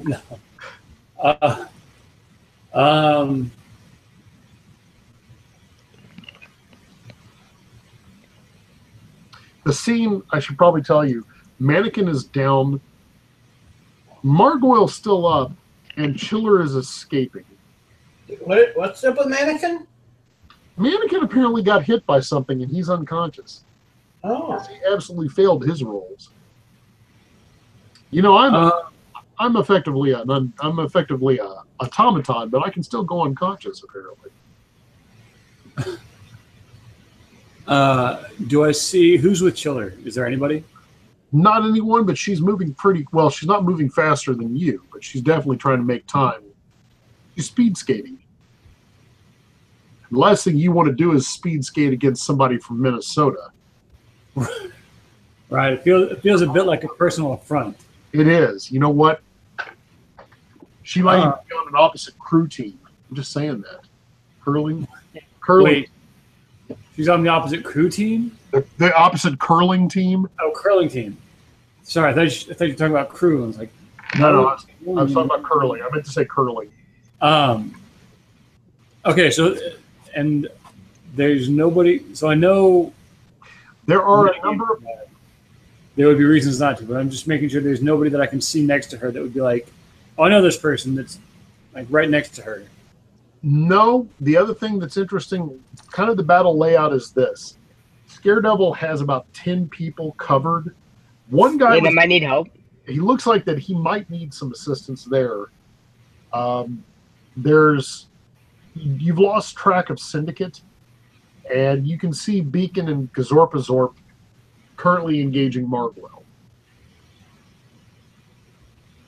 All right, I will go and for the greater good, I'll go help.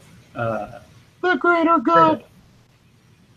I will swallow my injured Minnesotan pride, and I will go assist Scaredevil, and I'll just grab like anything that I can see that's like in their hands that would be. I'll like run past them, grabbing everything out of their hands. So they're to the extent that I can make them more defenseless. Well, I'll tell you what. Why don't you make a personal dice roll, please? Okay. 61. You're able to move around with inhuman quickness, and you're able to actually pull the weapons out of their hands. There are people who are actively about ready to start doing some crap. They were ready to throw down. Absolutely ready to throw down with Scaredevil. And although they didn't realize Scaredevil has a terrible amount of regeneration and would have honestly been able to probably beat their asses 6 ways a Sunday, they didn't understand that. They were ready to give, at least 2 of them were ready to give their try, and they bring their weapons up, and it's like that. It's like that. Now they're looking at their hands like, I had a gun when I left the club, right? I mean, I'm not having flashbacks. And sure enough, there's a whole... And then I'm just like, he's just laughing like funny as heck. Yeah, I'll just drop him off next to next to Scaredevil.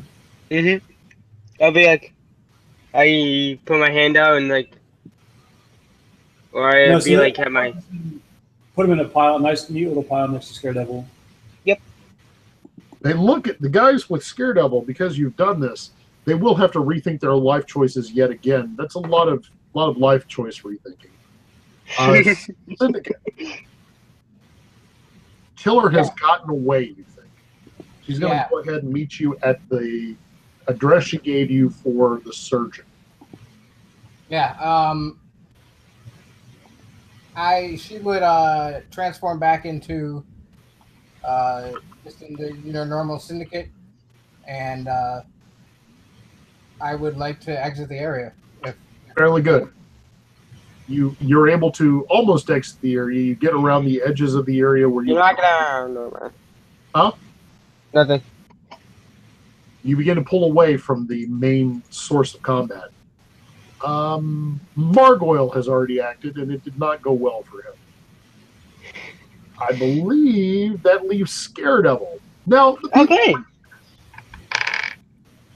They don't have guns anymore, and now if they were the ones that were actually thinking that this was not a good idea to fight you, have now really taken that to heart. Like, we don't even have our guns anymore, and this guy's got a gigantic gun. Maybe we should rethink our lifestyle choices. Are they saying that out loud? These people that you're with, they seem to be the only group that has not been accounted for yet. Two of them stop and just put their hands up. A number of them just go ahead and just do this because they don't want to mess with you. I say. The one guy that was he was coming for you. You got them already. Sorry. I ain't going down that easy. Yeah, you're a big man with a black costume and terribly defined muscles with a giant gun, but you wouldn't be so bad if you didn't have a gun. But then he hasn't seen the other two ones I have. No, he hasn't seen anything. So I ain't ready to give up just yet. I think I put the big gun away. Then I like, you want these more? And you pull out swords. Oh, what is this?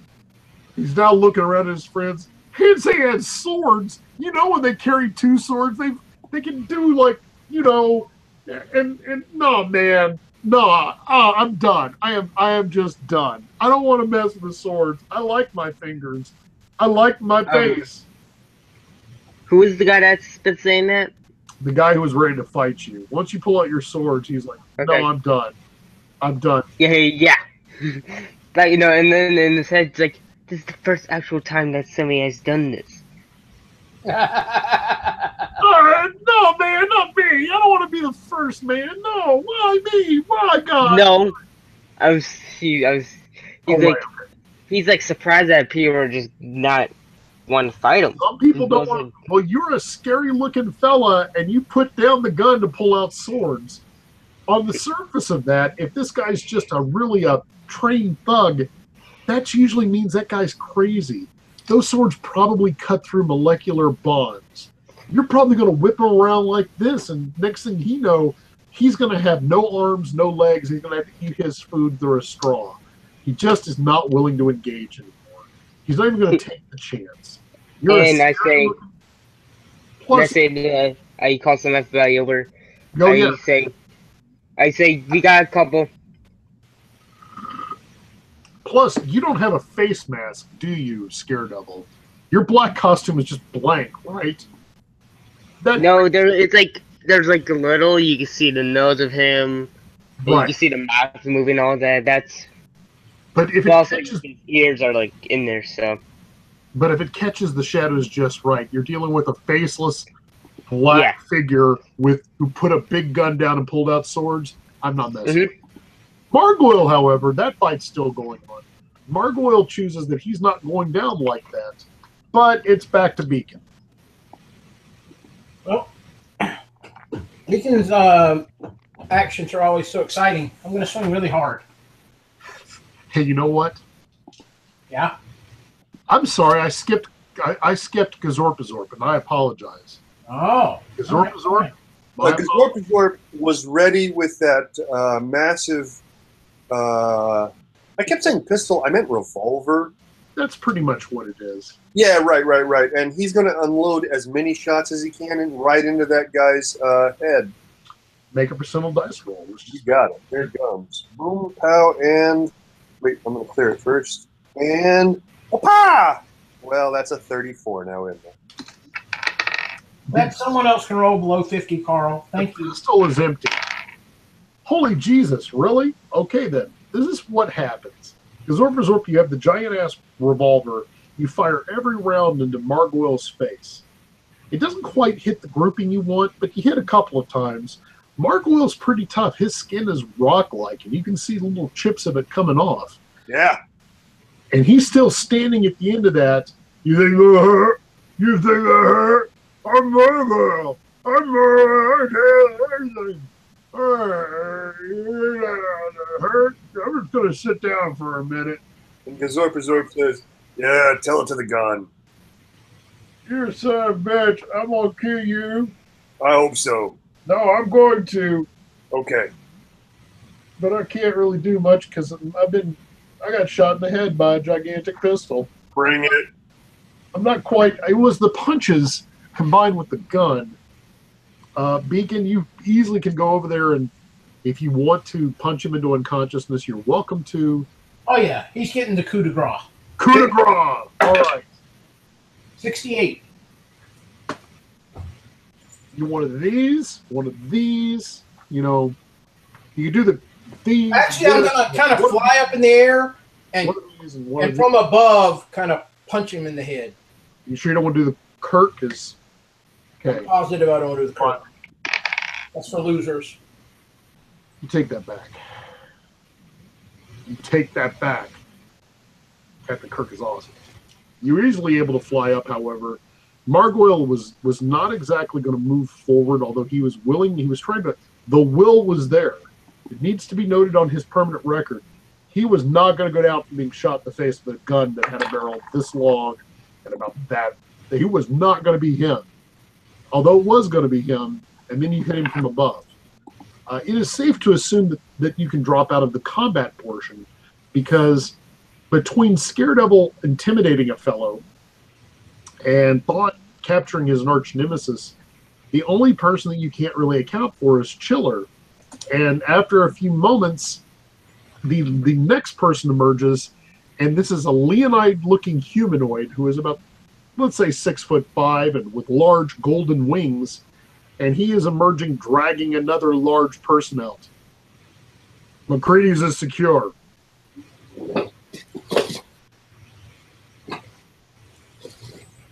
Near Thought, you hear a little voice. Do you think that they'll be okay? Yes. I'll quickly look around and see. There's a little glowing, little gold light that emerges into a humanoid female with wings and looks like yellow and black armor.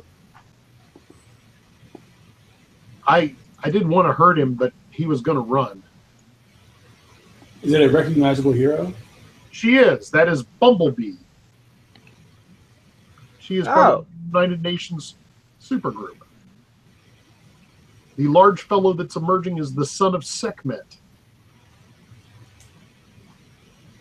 You did really awesome. Thank Good you. Good for you. I've heard you're Bumblebee, right? I am. Oh wow, that's so Pleasure cool. to make your acquaintance. I'm Thought. You probably don't know me. You are a speedster from the Minnesota. That's right. How? I didn't know that I was on y'all's radar. The Minnesota is always cold. I get temperature updates from the Minnesota and the Canada. Have you been to the Canada?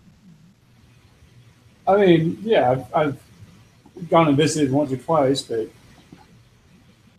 very cold. I mean, yeah, it's not as cold as Minnesota when you get the wind chill effect, the lake chill effect, but yeah, Canada's pretty cold too. And I'm just standing behind. I'm just standing next to the person we got.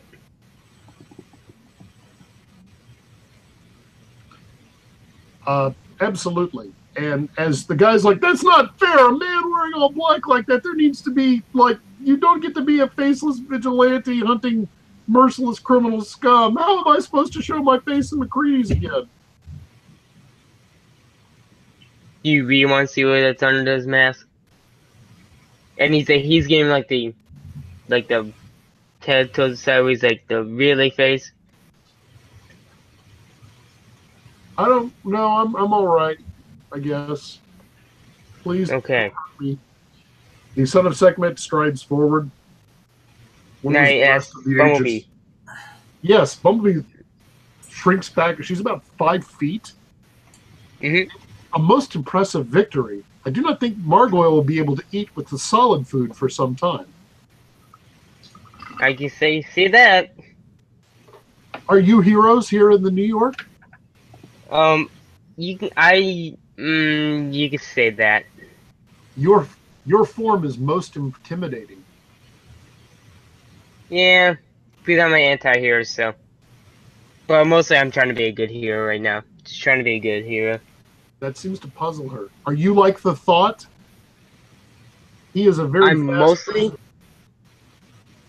No, I can hear myself very fast. I can hear myself good enough. Celebrate, heroes. You have achieved a great victory this day. Mm-hmm. Thank you for your assistance. No, thank you. Do you have a business card or anything? She looks like she's trying to put that together. I do not have a business card. Oh, okay. I guess I'll see you around then. Mary. Do you have a? Looks like she's debating it. Do you have an electronic method of communication of a verbal type? Yes. Dot, do you have one? I do. If you wish to exchange verbal communication identifying number sequences, we can do that. Okay. So if we ever need, like, if we're, like, in a situation we need something like help or something. Her antennas twitch. Of course. It is my duty that I have been forsworn into to ensure that Earth and all of its denizens are protected against the forces of darkness and evil. Mm-hmm. And also I ask this Bumblebee person, do you know somebody named Pinpoint or something? She looks like she's debating that. I do not know a pinpoint. Hold on a moment. Okay. He is not socially greater than I, but he is the one who achieves more. He is communicating with me now. One moment, please. Mm-hmm.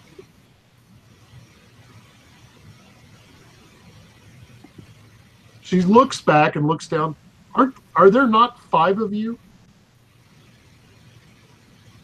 Yeah, wait, where's Syndicate?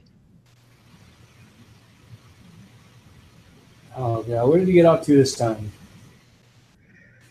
I'll zip around real quick just to see if I can. I say, Thought. What? Don't forget, he can sometimes be other people. oh, I forgot he could do that. I don't know that I've seen that yet. That's why I'm telling you. Wait, Have you guys seen that? I walk over to Beacon. You guys took him over here. You took him good. No, wait. You took care of him. What? You took care of him. The Took care of Margoyle. Yeah. Bishop. Yep. That's a group loop here. God, what is it? Bishop You want a beer? walks over at least to Gazorpazorp. That's good shooting. That's impressive shooting. Why don't you keep the gun? He does a couple of things when she says that. He flicks the cylinder open and spins it to say, love to keep the gun, but I got no bullets. And then he looks over to, oh crud. He looks over to, is your character's name Stitch? Scaredevil. Scaredevil. He looks over to Scaredevil and holds his hand out as if to say, all right, give me a beer. I'd be like, here. I toss it to him. Chinlin walks over. That was an experimental firearm we were about to test in the field. I'd say that's a successful test. So you want to do some additional. Totally ignoring that, he holds up one finger, and with his other finger, he's going to chug that beer. Mm-hmm. Puts it down, belches profusely, and looks between the gun and whoever's talking to him. Bishop Chinlin. Bishop Chinlin. Yeah. Bishop Agent Chinlin walks over and says, I think that you're more than willing. Who am I kidding? You guys really saved my bacon back there. You want to keep? Oh yeah, you're welcome. You want to keep the gun? I'd give you a couple of boxes of ammo. You got a speed loader? Not for that gun. Damn. All right. You're on anyway. Cheers. Beacon gives him like a low 5 because I figure maybe I'm a little taller, but You are. Chinlin's probably all of about 6 feet if he's lucky, and maybe a $139, $149. He's a tall, thin fellow. okay. I'm a little bigger than that, but Beacon looks at Googly Goop as he's actually. quit calling me Googly Goop. I'm sorry, that's just funny. He looks at Googly Goop.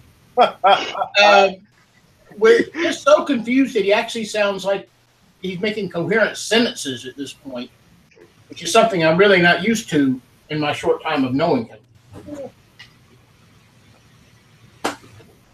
And I say, I walk up to that officer person, Yeah, and Bishop Chinlin. and I say, thanks, you're welcome for helping you out here. Hopefully, what you saw me do today, it showed the other side, the side that you could trust me on. Why don't you go with the Bishop, Scaredevil, and answer some of the questions and go ahead and get it over with? Okay. Thanks, Bacon. You're welcome. Yo, Scaredevil, toss me one of those cans. I just before I start talking to the bishop, I just gave him the case I already had. So.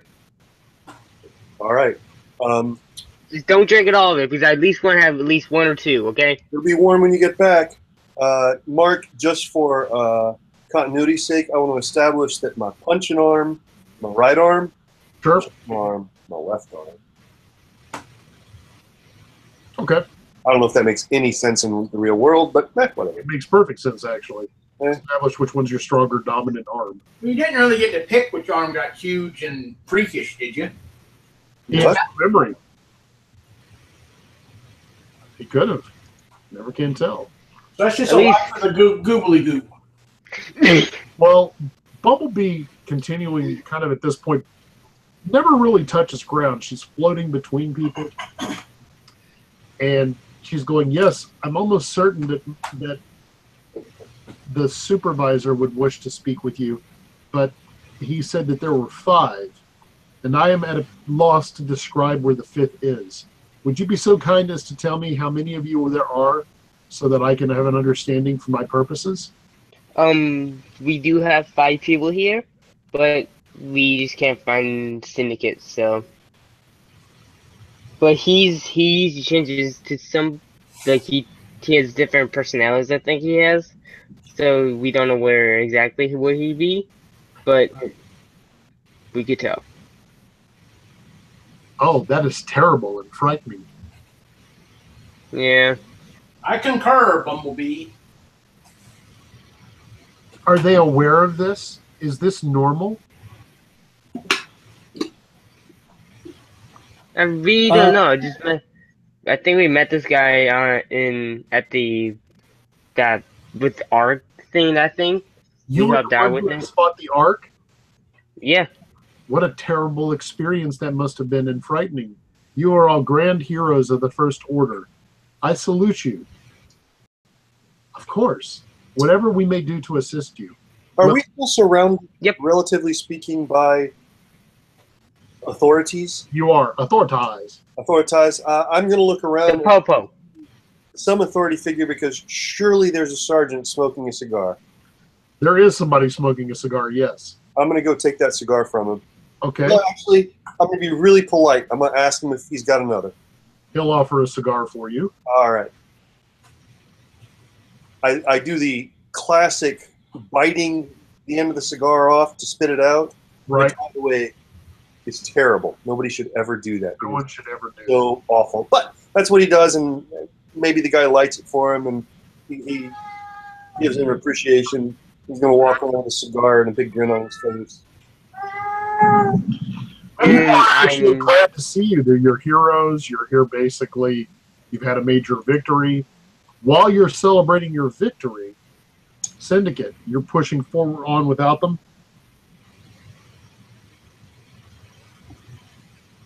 I was going to fly up and just kind of scan to see if I happen to see Syndicate. I'm assuming you don't. That'll be a percentile roll for you, but I'm just curious if Syndicate's... Yeah, she, Meow! She has become a he again. And I'm using a person I haven't used here in a little bit. And I'm going to use my telekinesis as Justice. Sure. To push myself along at a greater pace than I usually can move. Probably the better way to do it would be maybe like a low level of ground flight. That way you're not as at points. So you're moving very quickly. Bacon, for the sake of argument, I'm going to say that because of the cleanup in the general population, you're not going to... What did you roll on your dice? I rolled an 18 because I'm the effing king. You know what? Obviously, you're giving people... You're flying and you give them hope. The symbol means hope. This is all on a 20-sider, right? Percentile dice. Although, if you're using a 20-sider, Ken, then that makes a lot of sense. You've been rolling about like a 68 earlier. Right. Obviously, you're cheating on a level of epicness that I am just not able to quite understand or truly would appreciate. That's right, buddy. No, I got an 18 on my percentiles. Wow. No, I haven't even rolled yet. I'm not even getting that word bad. You have not spotted Syndicate. Okay. Syndicate, as Justice, you moved forward a bit faster. You can get to the address of the surgeon. So we'll break this into two different points. And I assume most people we finish at 9:30. 10, but okay. Whatever you need to. If you do not mind, I'm going to probably beg off in about 4 or 5 minutes, simply because obviously I have been a very bad cat father because I did not feed them enough, and now they're beginning to smack at each other, and well, one of them will get to eat. It sounds like.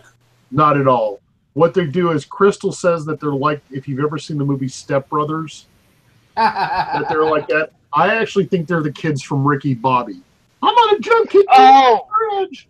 I'm coming I love that movie. I love it. I'm coming at you like a spider monkey. Oh my God! Spider monkey. Grab my prison shiv, right, Wookie? Well, on the note about your cats, I actually just got up and walked out of the room that I'm in. My cats won't come in here because my big dog's in here, but they're both pacing back and forth because they can hear your cat meowing. It's hilarious. Yes. We were given this cat's name was Riley, or so we were told. And my nephew was here and said, he sounds like Chewbacca. And we all had a good laugh, and we took him to the vet, and it turned out that he had a chip. And his name was Wookie. And I talked to the old owner, and I was like, good call, Alex. His name was Wookie, not Chewbacca.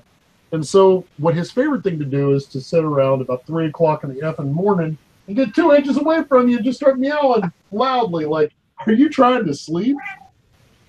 Many of them do that. Are you trying to sleep? And then the other one scratches on the door for 4 hours. At any rate, Syndicate, as you're cleaning up, and they've done a pretty good haul. According to both Chinland and the rest of the authorities, this is a very quickly put together assault. Your presence not only reduced the property damage, but you caught a lot of well-known fugitives that were just normal fugitives that they didn't expect to be able to net. A lot of them were looking at Scaredevil like, yeah, that guy's obviously one of those, Punisher type vigilantes. We don't want to mess with that guy. But apparently you've also acquired Margoyle and Prairie Fire, which is not terrible. They can join ARC. Syndicate, you get to the area they call the Surgeon, and it's in a location which we'll pick up next time with the cleanup and all of that, where it would be that The surgeon is we'll say a code name, if you will. It's a person who helps treat metacriminals with various levels of distress. At that point, I think we'll quit off here. By next time, I'm going to probably have at least sheets ready based on what you've described, hopefully, and we can go over that bit of jargon for the purposes of mechanics. The jargon, yes, but remember, we don't actually want to see the sheets. No, what I was going to do is I was actually going to have the cat do an interpretive dance of what your stats are looking like. You don't actually have to have like a sheet. You can just have them dance it. And that means you can videotape it, and then you refer to it. Do you remember when the cat did the half turn? I'm going to use the half turn and the dip. That part of it represents my ability to fight. I just figured that would be better. I didn't like attack anybody mostly. You were able to intimidate. The simple fact of it is there's a simple rule of superheroes that I think people overact. There's a reason why the Punisher's terrifying. It has nothing to do with being the Punisher. It's the fact that he wears an all-black costume with a white skull. And when you're in total darkness and all you see is that white skull, it does make you rethink your life choices. I really believe that. I think the reason Batman works so well is, you know, he dressed like a giant bat. That can be quite confusing and scary all at once. So, but that was so much fun. An all-black costume with red scratch marks across the front of it and 2 large ears. Yeah, it does have that effect. I'll tell you, it only doesn't work if you're like one of my favorite old school animes I used to watch when I was in the 70s and 80s was Captain Harlock. Captain Harlock always wore all black, and he had the skull and crossbones, and they showed what happened. You always see that and all that. Yeah. Well, the problem was one time he had to fight a guy out in the middle of a desert, and they said, this is why you never wear all black all the time. Because he's like, now. My all black costume is great unless it's summer or it's heat or anything. Then it's not as awesome sometimes. But what we'll do next time is we'll pick up with the fact of Syndicate is separate from the others. Syndicate's gone to the surgeon. The others are at the location, and apparently, Kazorp, there's a lady trying to find you. When they describe the lady, she's very tall. Nothing about tall tonight, but she had gray skin and her hair looked like it was on fire. And she was with several other very tall individuals that showed a lot of interest in you for some reason. Sexy. They apparently they were all talking with some sort of accent. They said, did you see a man here with a large hand that liked to punch them? And apparently, yeah. Before we go, I must ask, by show of hands, how many are surprised that Corey has already separated himself from the rest of the group? No hands. I'm not gonna say anything. Now, the next session we begin is at Syndicate's funeral because he separated from the rest of the group. Okay, that'll be awesome. That'll be fun. However, you find a lot of people that have Syndicate's various organs. So theoretically, Syndicate, now you've spread out even further. Awesome. No. And by the way, Mark, is Mannequin spelled MANYKIN? It is. Excellent. Mannequin, yes. Mannequin, the more he can make as many copies as he wants, but every time he does it, he tracks his mass. I was holding down like the thugs and all that, like the regular people and all that. Well, let me explain. They're not just the normal thugs. These are highly trained criminals. We're talking about Eastern Russian mobsters, the ones that would be in your traditional action-adventure film as the bad guy that can't be killed. There were at least 10 of those and a bunch of superhumans. They're actually more interested in the thugs that you captured, Scaredevil, because they have practical information on different groups and how they got into McCready's is something they'd like to know. So yeah, I bet you they're like celebrating piece of me mostly. They are, but more importantly, wait till they find out you're still effectively a young person. They're going to be kind of like, go find that old woman, kill her. You get back to your handout. Oh, you had some delightful friends, but they left. Pay no attention to the garden. I just planted some new flowers there. Tomatoes are growing awful nice this summer. They are coming up. That's what Peter used to say, Peter. Oh, I can't wait to hear that again. He's the biggest badass Peter. out of all of us. Peter, would you like to meet the other Peter? Pardon. Well, She has a lot of flowers, apparently, because the ground's always freshly turned in the backyard. and quite fertile. A lot of dead Russians. How many dead Russians are out here? But anyway, Very good tonight, sir. fellas, thank you for allowing me this opportunity, and I'll see y'all next week. I'll actually have my character ready, hopefully. Enjoyed it. Not me. Go Nice. see Damn Cat. I better, because he got in the window. He's okay.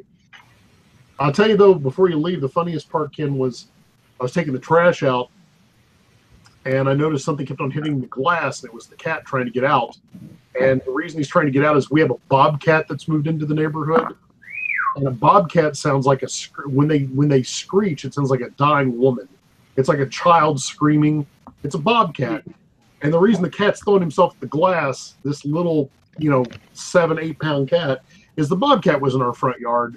And I thought he was like, I can take him. Let me out. I got it. Let me get him. Let me get him. Let me get him and hit him on him. So I'm going to go feed him before he decides to break my window. But thank you, fellas. We'll see y'all next time. All right. You see me in the week after that, so. Well, I'll be part